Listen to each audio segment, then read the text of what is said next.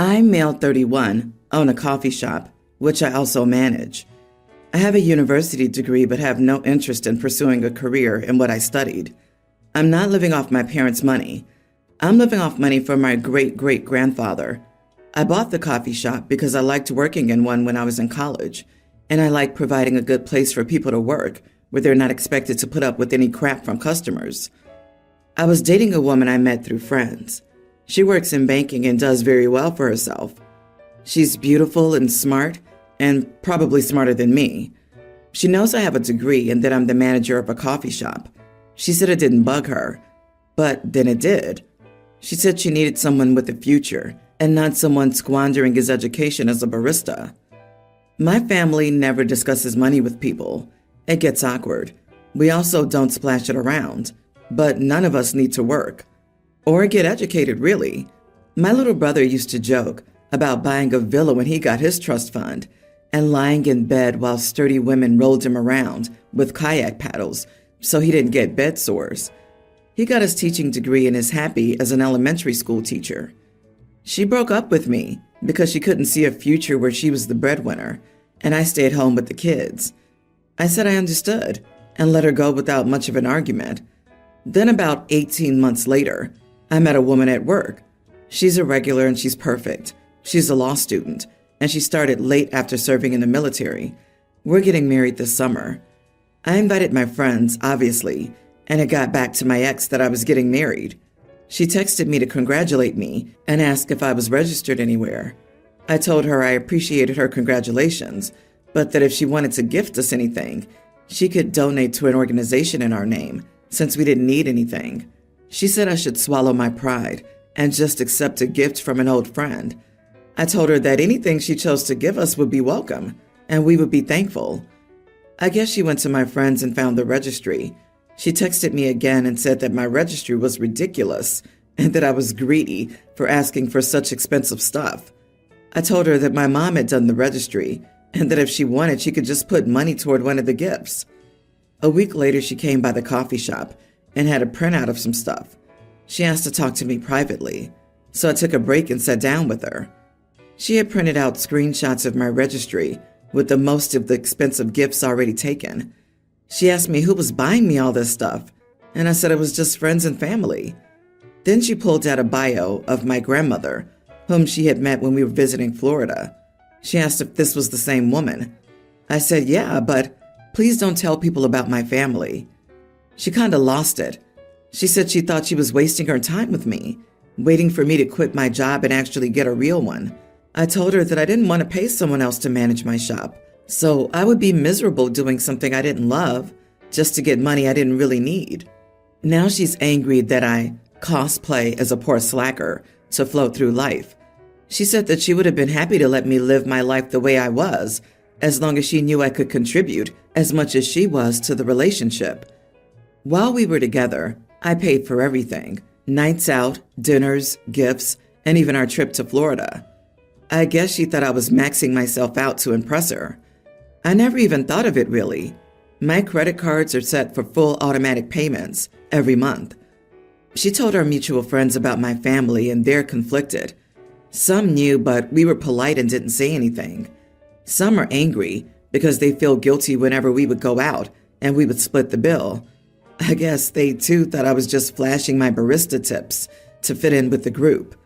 Some also think that I should have told her I'm a Trustafarian before letting her break up with me.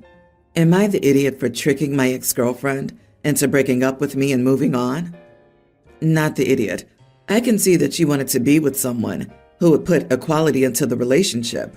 I think that's fair enough. But if she did think you were maxing yourself out on credit cards, why not say something? She's a gold digger who screwed up for herself. And any friends who start acting weird now that they know the truth aren't your friends either. Agree. And her contacting you just reeks of her thinking she was the best thing you would ever get, and she wanted to buy you the most expensive thing on the list to feel good about herself and then see these expensive gifts.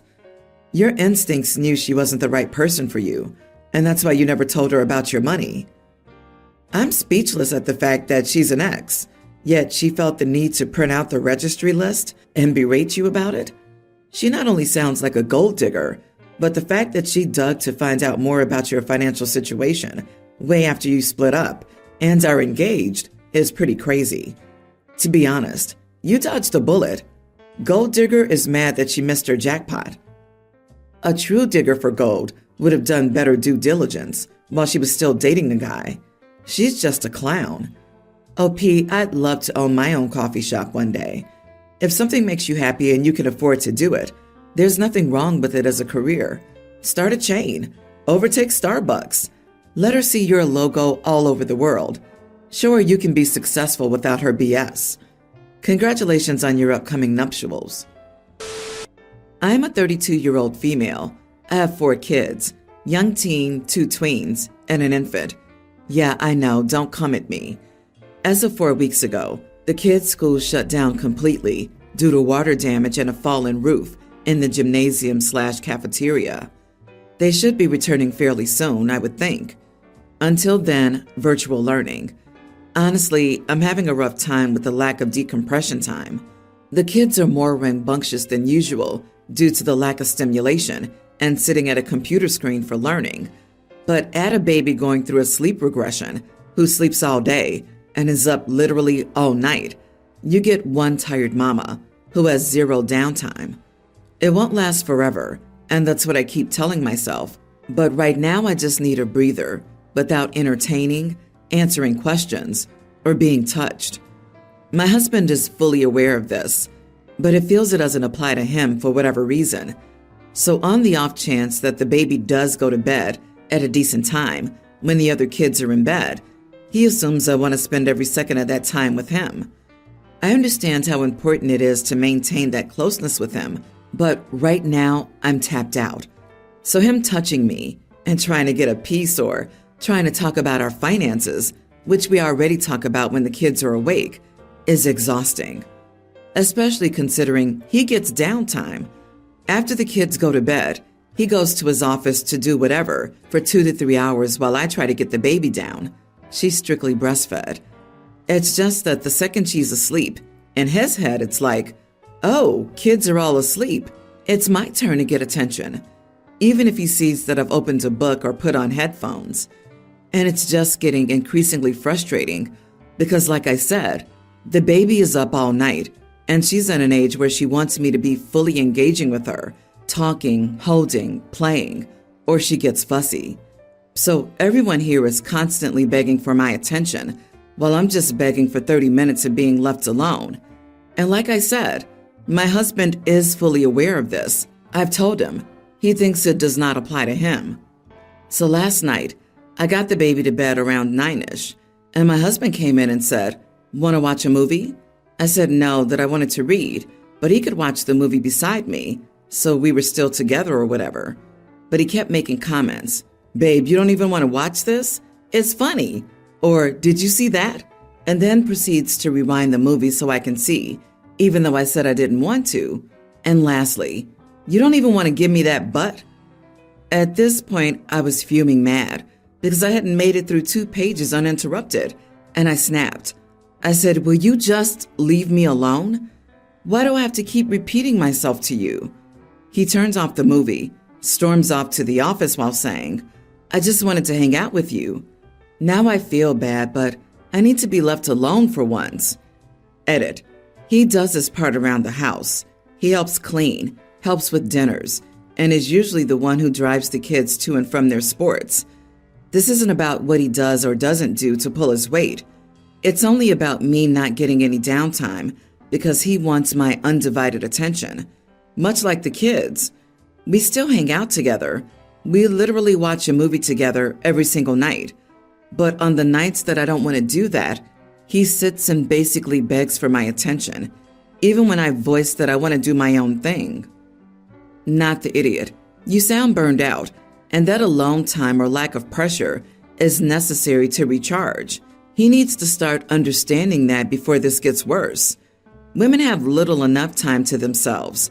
It's not a criticism of their guy if they don't want to watch the movie for Pete's sake. It's crazy how husbands don't understand that the most irresistible thing they could do would be to step up as a parent. OP, I know you said he pulls his weight, but if one parent has 2 to 3 hours of free time a night and the other has 0, you need to redistribute equal. Tell him next week you'd like him to put the baby down as soon as you're done nursing. Hand him the baby and take time for yourself until it's time for the next feeding. If that recharges you, find a way to make it the routine at least some nights a week. Yes, but nursing doesn't always work like this. People think of breastfeeding primarily as a way to feed a baby, but it's actually primarily a relationship. OP may be the only person who can get the baby down with nursing. A better solution is for the husband to actually listen to his wife and give her space when she wants.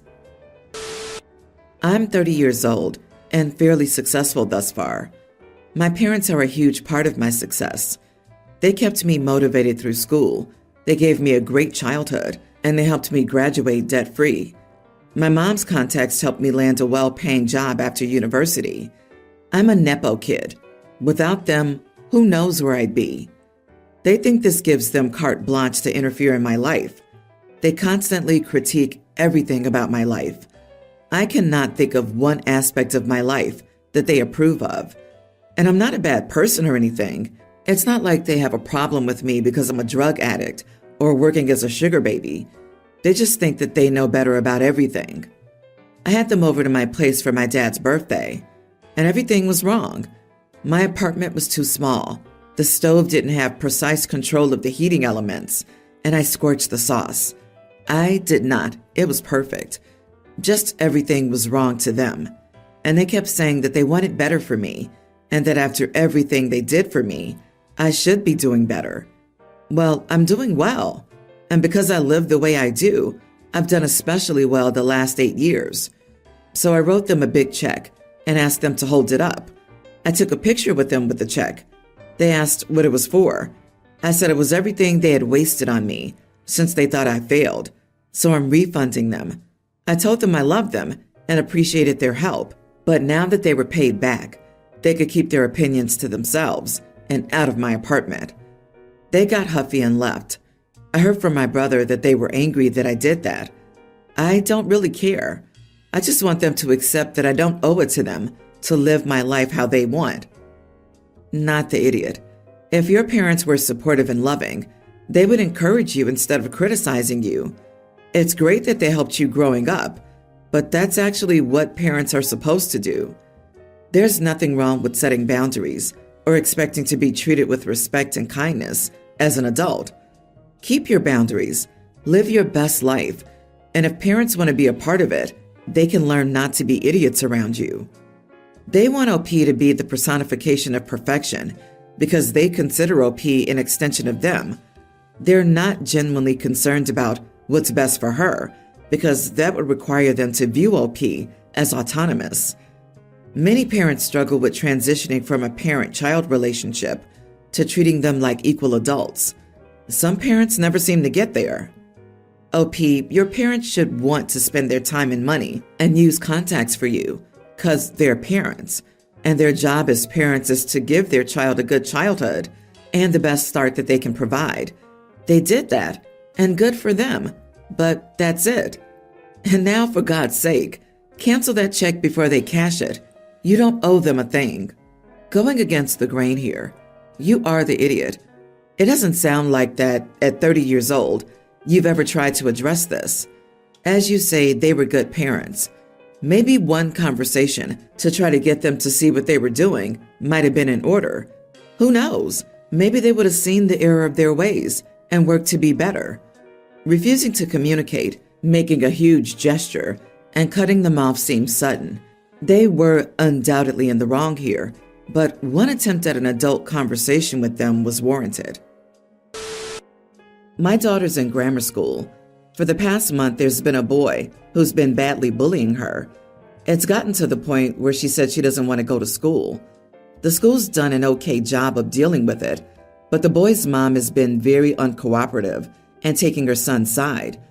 On the 2 times I've talked to her about it on the phone, she was extremely nasty, and the last time she even screamed and cursed at me. My daughter's been going to school with this boy since kindergarten. Up until very recently, I was under the impression that he didn't have a dad. Either he was out of the picture or deceased. The school roster only lists his mom's name and info. I've never seen his dad at any school events, and my daughter says she's never heard him talk about a dad. But a week ago, I found out he actually goes to his dad's house on weekends, and his dad and all his extended relatives on that side live in a small rural community about 45 minutes away. I asked a friend if they knew anything about his dad. Apparently, the parents divorced the year before he started kindergarten. This friend told me that the mom has referred to her ex as a narcissist and abusive, and that she has a restraining order against him for several years. She also told me she heard from a staff member that the mom specifically requested that the office and all her son's teachers never contact his dad. Over the weekend, I did some snooping on social media, and some of these people searched sites and found out his dad's name and contact info. Today at my school, my daughter's bully shoved her on the playground and sent her to the nurse's office. As a result, I gave his dad a call and told him about what happened that day and about the bullying that had been going on. I didn't say anything negative about his ex-wife or how she dealt with the bullying. His dad, despite what I heard, actually seemed very nice. He was very apologetic and assured me that there would be major consequences that weekend and that it wouldn't happen again. I had an excellent feeling after getting off the phone with him that action would be taken, unlike with Mom. A few hours later, I got a furious text from my daughter's bully's mom. She said that her ex made a nasty call to his son right after my call, screaming at him, cursing up a storm, calling him names, and making all sorts of threats about how horrible the coming weekend would be. She says he followed up by sending her an abusive text, calling her names, and accusing her of being a bad mom and letting their son be a bully. He told her he was going to post about her on social media to expose what a terrible mother she is. She said she knows her ex's family will start harassing her now as well. She said I had no right to contact her ex. She ended by saying, "Thank you for all the drama and pain that you brought into our family's lives." Was I an idiot for contacting this parent? Thank you for all the drama and pain you brought into our family's lives? You're welcome. Maybe next time you won't ignore complaints about your son. You are not the idiot.